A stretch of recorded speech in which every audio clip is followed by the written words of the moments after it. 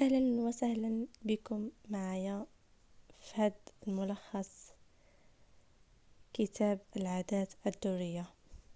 بزاف منا كيتحاب ليه باللي باش يغير حياته خاصو يدير شي حاجة خيالية أو تغيير كبير ما بين ليلة وضحاها.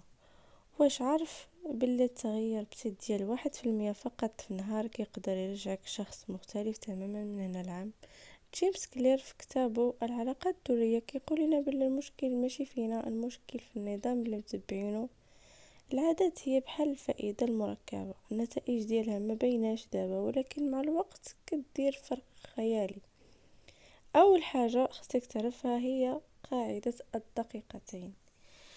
في اي عادة جديدة بغيتي تبداها خاصك تاخد منك 2 دقايق. بغيتي قرا صفحة وحدة، بغيتي دير رياضة لبس غير سبرديلة وخرج.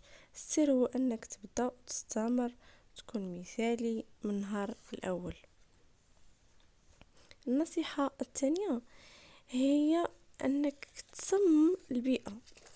تصميم البيئة، الا بغيتي تنقص من التليفون ما تخليش حداك، والعكس الا بغيتي تشرب الماء بزاف حط القرعة قدام عينيك.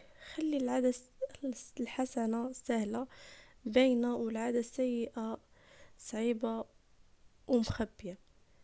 النجاح ماشي حدث كيوقع مرة واحدة، هو نتيجة ديال عادات صغيرة كنديروها كل نهار كنديرو عادة صغيرة اللي نقدروا مع الوقت نطوروها وترجع شي حاجة اللي كبيرة.